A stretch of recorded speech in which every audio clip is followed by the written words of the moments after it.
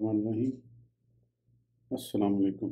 اس audio میں ہم شان حبیب الرحمن من روایت البخاری کو آگے کنٹینیو کریں گے۔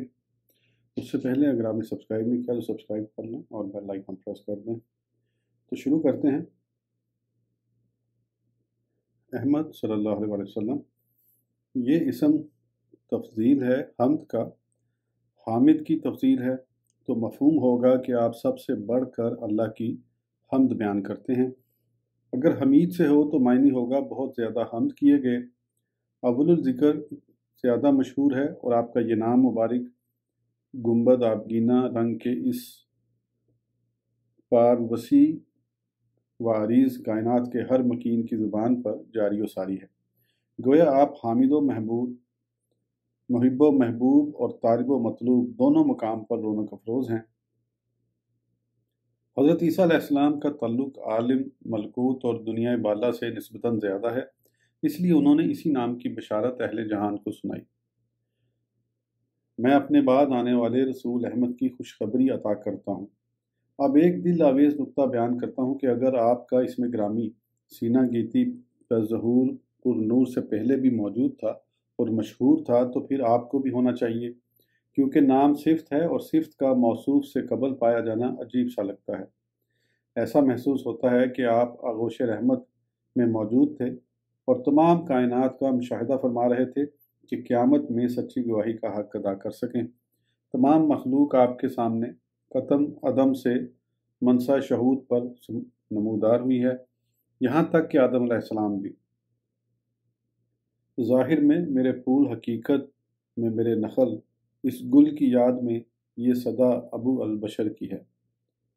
ماخی صلی اللہ علیہ وسلم، آفتاب رسالت صلی اللہ علیہ وسلم کی نورانی تابشوں سے پہلے کفر و فسق اور ظلم و ستم کا گھٹا ٹوپ اندھیرا تھا۔ آپ پردہ رحمت کی اوٹ سے نکل کر جلوہ گر ہوئے تو اکناف عالم میں ایمان اور اسلام کی بہاریں انگڑائیاں لینے لگی۔ آپ کو ماہی اس لیے کہتے ہیں کہ آپ نے کفر و شرک کو محو کر کے رکھ دیا۔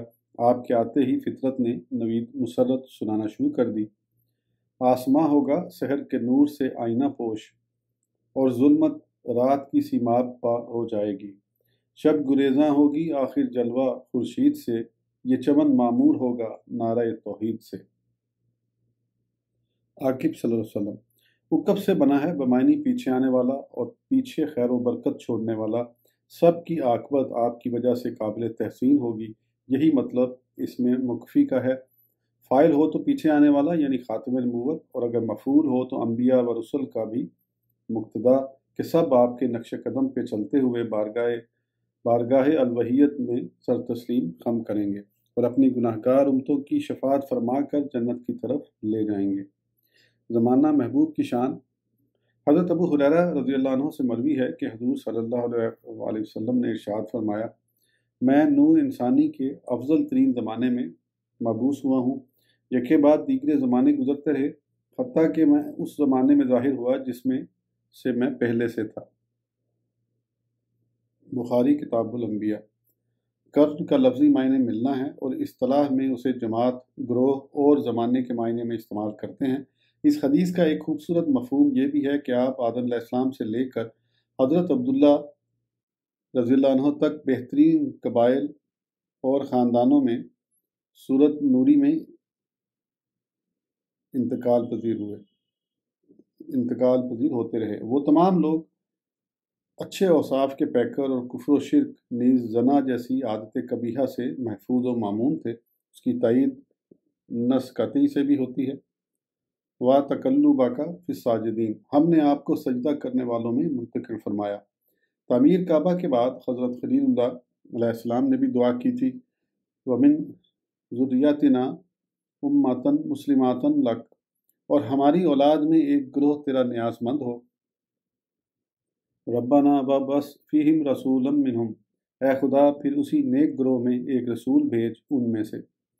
لبھائے نبوت سے نکلنے والی دعائیں قبول ہوئیں اور اللہ تعالیٰ نے اپنا محبوب بنی ہاشم کے معزز گھرانے میں پیدا فرمایا، اور قبیلہ قریش یعنی سمندر کی طاقتور مچھلی اور اصطلاحی لحاظ سے غالب جو کسی سے دب نہ سکے تھا، رہ گزار عرب کے علاوہ بیرونی ممالک شام، ایران، روم اور حبشہ میں سرداران قریش کی بہت قدر و منزلت تھی۔ نضر بن کنانہ کی نسل کا یہ حصہ ہمیشہ غالب رہا اور تا قیامت عزت کی نگاہ سے دیکھا جائے گا کہ اس میں سید المرسلین کی ولادت باسعادت ہوئی، اور وہ زمان عالی شان جس کی قسم قرآن حکیم نے اٹھائی ہے، والعصر جس کا ہر لمحہ برکتوں اور رحمتوں کا خزانہ لے کر آیا، جس میں وہ راہبر اعظم جلوہ فرما ہوا کہ جس نے آتے ہی شرافت و نجابت، محبت و صداقت اور عزت و آبرو کے خزاں رسیدہ پھولوں کو خیات ابدی کا پیغام سنایا صلی اللہ علیہ وسلم۔ انسانیت کو فخر ہوا تیری ذات سے، بے نور تھا خرد کا ستارہ تیرے بغیر۔ افق محشر پہ نیر فاراں کا طلوع۔ حضرت انس رضی اللہ عنہ سے روایت ہے کہ حضور صلی اللہ علیہ وسلم نے فرمایا، مومنین روز قیامت بہت غمگین ہوں گے اور کہیں گے کہ ہم اپنے رب کی بارگاہ میں کوئی شفیع لاتے ہیں جو ہمیں اس کربناک ماحول سے نکالے۔ وہ آدم، نوح، ابراہیم، موسیٰ اور عیسیٰ علیہم الصلاۃ والسلام کے پاس جائیں گے۔ سب پیغمبر یہی کہیں گے، لست ہناکم، میں اس مقام کا نہیں۔ پھر سب عیسیٰ علیہ السلام کے بتانے پر حضور کی بارگاہ بے کس پناہ میں حاضر ہوں گے۔ آپ فرمائیں گے کہ انا لہا، میں اس کے لیے ہوں۔ پھر حضور دربار حق میں سجدہ کریں گے اور حمد و ثنا کہیں گے۔ اللہ فرمائے گا، اے محبوب اپنا سر اٹھاؤ اور عرض کرو تمہاری بات سنی جائے گی، مانگو عطا کیا جائے گا، اور شفاعت کرو تمہاری شفاعت قبول ہوگی۔ آپ 4 مرتبہ حاضر ہوں گے اور رائی کے دانے سے بھی کم تر ایمان رکھنے والے کو نار جہنم سے آزاد کروا لیں گے۔ آخری بار عرض کریں گے، اے مولا مجھے اس کے متعلق بھی اجازت دے جس نے لا الہ الا اللہ کہا ہو۔ رب تعالیٰ فرمائے گا، وہ تمہارا نہیں، لیکن مجھے اپنی عزت و جلال اور کبریائی و عظمت کی قسم، میں اسے ضرور دوزخ سے نکالوں گا جس نے کلمہ طیبہ پڑھا ہوگا۔ بخاری۔ حضرت ابن عمر رضی اللہ عنہ سے مروی ہے، لوگ گروہ در گروہ اپنے اپنے نبی کی خدمت میں حاضر ہوں گے اور شفاعت کی گزارش کریں گے، یہاں تک کہ شفاعت کی بات حضور کی بارگاہ میں کی جائے گی۔ اس روز اللہ تعالیٰ آپ کو مقام محمود پہ مبعوث فرمائے گا۔ یہ احادیث بخاری شریف کے علاوہ مسلم شریف اور دیگر کتب احادیث و آثار میں بھی پائی جاتی ہیں۔ حضور صلی اللہ علیہ وسلم نے فرمایا، انبیاء کرام کو ایک دعائے مخصوصہ جناب باری تعالیٰ سے ملتی ہے کہ جو چاہو مانگ لو، بے شک دیا جائے گا۔ لم یبقى نبی الا اوتی لہ، تمام نبی اپنی دعا دنیا میں کر چکے اور میں نے اپنی دعا قیامت کے لیے اٹھا رکھی، وہ میری شفاعت ہے۔ بخاری۔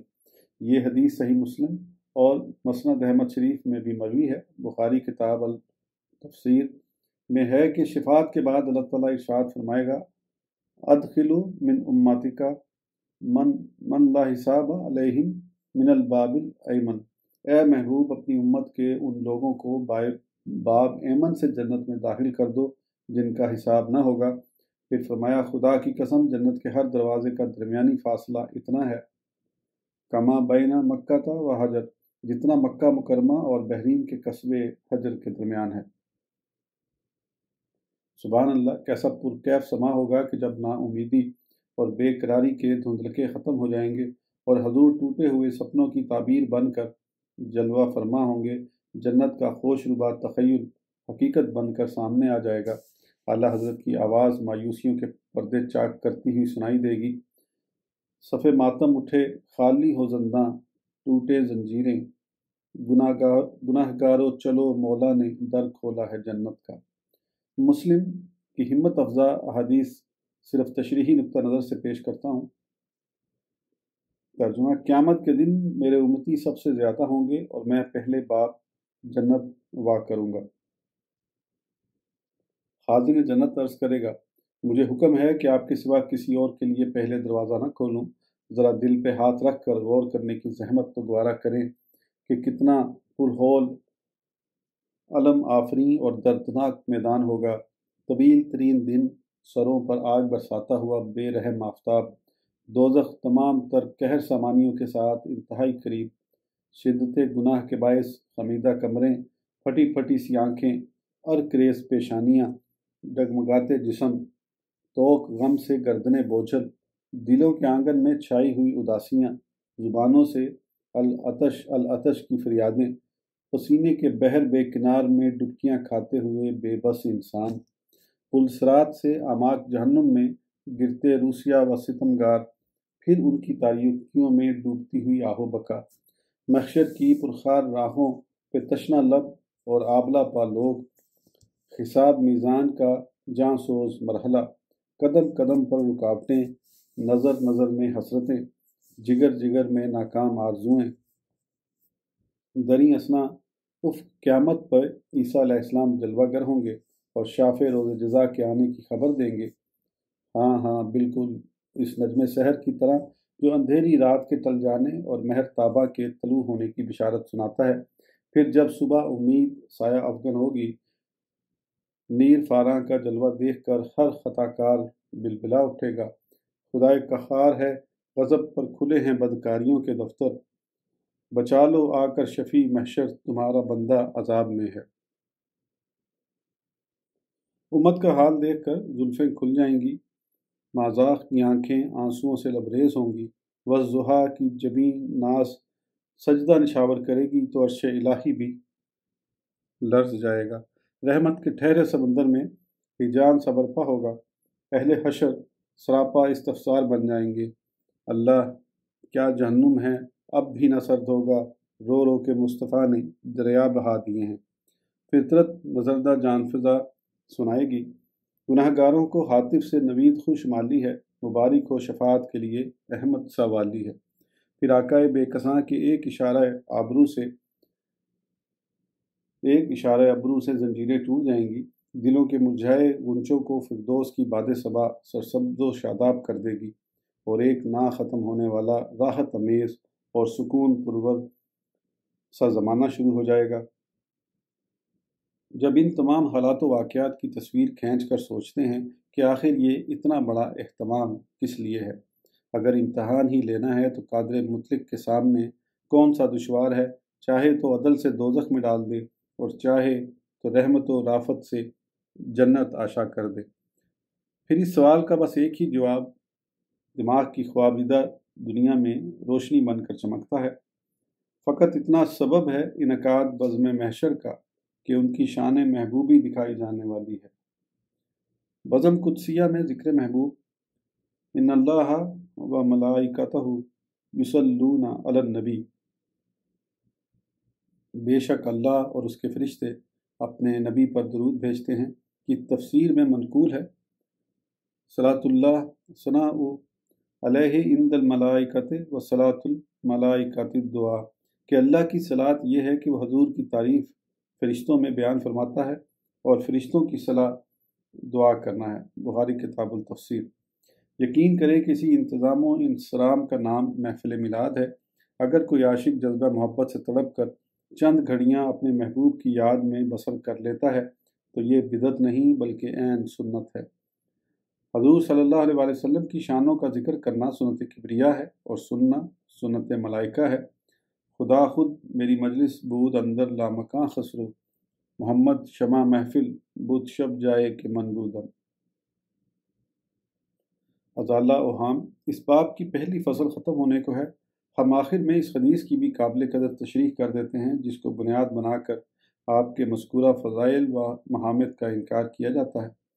حضور نے فرمایا، اللہ کی قسم میں نہیں جانتا کہ میرے ساتھ کیا ہوگا حالانکہ میں اللہ کا رسول ہوں۔ بخاری کتاب التفسیر۔ یہ بات یاد رکھیں کہ یہاں حضور نے اپنے ذاتی علم کی نفی فرمائی ہے، عطائی کی نہیں، یعنی میں اپنی ذاتی حیثیت سے نہیں جانتا۔ اگر اس کو مطلقاً مراد لیا جائے تو بے شک احادیث متواترہ کے ساتھ ساتھ آیات قرآنیہ کا بھی انکار لازم آئے گا۔ مثلا اللہ فرماتا ہے، ہم نے آپ کو وہ کچھ سکھا دیا جو آپ نہیں جانتے تھے اور آپ پر اللہ کا فضل عظیم ہے۔ اس آیہ مقدسہ میں حضور کے علم کا اثبات ہے اور حدیث میں نفی۔ اب لا محالہ اثبات عطائی علم کا ہے اور نفی ذاتی علم کی۔ علاوہ ازیں جو کچھ پچھلے صفحات میں پڑھ رہے ہیں وہ بھی تو زبان مصطفیٰ کے ہی کلمات ہیں۔ اتنی واضح حدیث کو چھوڑ کر محض ایک حدیث کا عیاری کے ساتھ سہارا لینا اور منمانی تعبیر کر کے شان رسول اللہ کو گہنانے کی مذموم کوشش کرنا کسی فدا کار امتی کا کام تو نہیں ہو سکتا۔ ہمارے آقا اللہ کی عطا سے تمام تر وجاہتوں، سطوتوں اور بلندیوں کے مالک ہیں۔ قرآن نے تو ایک مومن سے وعدہ کیا ہے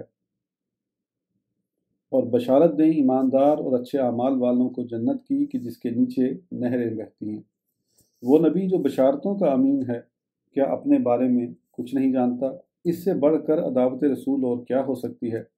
کاش پورے غلامان کے تصور میں زندگی بسر کرنے والے یہ لوگ طہارت قلب و نظر جیسی دولت بھی خدا سے مانگ لیں۔ تیرے خمیر پہ جب تک نہ ہو نزول کتاب، گرہ کشا ہے نہ راضی نہ صاحب کشاف۔ شمائل مصطفیٰ صلی اللہ علیہ وسلم۔ اللہ تعالیٰ نے اپنے محبوب گرامی صلی اللہ علیہ وسلم کو لاجواب حسن و جمال عطا فرمایا اور تمام انبیاء کرام اور رسل عظام علیہ السلام کے جملہ اوصاف و کمالات کا خوبصورت امتزاج بنایا۔ آپ دنیا حسن و ادا کے تمام ناظرینوں کے لیے باعث صد رشک و افتخار ہیں۔ آپ کا جمال جہاں جہاں آرا احسن الہی کے کمالات کا مظہر و پرتو ہے، اس لیے ارشاد عالی شان ہے، جس نے مجھے دیکھا یقیناً اس نے حق کو دیکھا۔ بخاری کتاب التعبیر۔ یہ بات انتہائی باعثار اور ہر گستاخی و بے ادبی کی علت ہے کہ امتی اپنی ذات سے بڑھ کر اپنے بے مثال نبی کی مثل ہونے کا دعویٰ کرے۔ صحابہ کرام رضی اللہ عنہ نے سب سے پہلے اسی باطل نظریے کی تردید فرمائی۔ حضرت سیدہ عائشہ رضی اللہ عنہ سے مروی ہے کہ حضور صلی اللہ علیہ وآلہ وسلم لوگوں کو اچھے کاموں کا حکم دیتے تو ایسے اعمال و افعال بتاتے جنہیں وہ بآسانی کر سکتے تھے۔ یہاں پر صحابہ کرام عرض کرتے، آقا ہم آپ کی مثل تو نہیں ہیں۔ بخاری۔ نبی اکرم صلی اللہ علیہ وسلم نے بھی کئی بار اپنے بے مثل ہونے کا اعلان فرمایا۔ صحابہ کرام وصال کے روزے رکھنے لگے۔ حضور اقدس نے منع فرمایا تو کہنے لگے، یا رسول اللہ آپ بھی تو رکھتے ہیں۔ آپ نے فرمایا، میں تمہاری مثال نہیں، میں کھلایا اور پلایا جاتا ہوں۔ بخاری کے علاوہ جامع ترمذی سواد 97 جلد پر بھی موجود ہے۔ لستو کاحد منکم، میں تم میں سے کسی کی طرح نہیں ہوں، میں تمہاری مثل نہیں۔ میں رات اس طرح گزارتا ہوں کہ ایک کھلانے والا کھلاتا ہے اور پلانے والا پلاتا ہے۔ تم میں میرا مثل کون ہے؟ میرا رب مجھے کھلاتا ہے اور پلاتا ہے۔ بخاری شریف کے علاوہ مسلم شریف۔ ان ارشادات عالیہ سے معلوم ہوا کہ حضور صلی اللہ علیہ وسلم نے اپنی بشریت سے متعلق تمام اشکالات ختم فرما دیے ہیں۔ اگرچہ میں انسان ہوں، اللہ کی تخلیق ہوں، مگر میری یہ حالت دوسروں جیسی نہیں۔ ایکم مثلی کے مخاطب صحابہ کرام ہیں۔ اگر اتنی جلیل القدر ہستیاں آپ کی مثل نہیں ہو سکتی تو پھر عام لوگوں کی تو کوئی وقت ہی نہیں۔ ذیل میں ہم حضور صلی اللہ علیہ وسلم کے شمائل مبارکہ، احادیث و آثار صحابہ کے حوالے سے سپرد قلم کرتے ہیں۔ آپ دیکھیں گے کہ کوئی ان کی مثل تو درکنار قدموں میں تڑپنے والے بےتاب ذروں کی مانند بھی نہیں ہو سکتا۔ اس آڈیو کے لیے اتنا ہی، پھر انشاءاللہ اگلی آڈیو میں حضور صلی اللہ علیہ وسلم کے شمائل مبارکہ کے اوپر احادیث کو کنٹینیو کریں گے۔ اس وقت تک کے لیے اجازت دیجیے، سبسکرائب کرنا نہ بھولیں۔ اللہ حافظ۔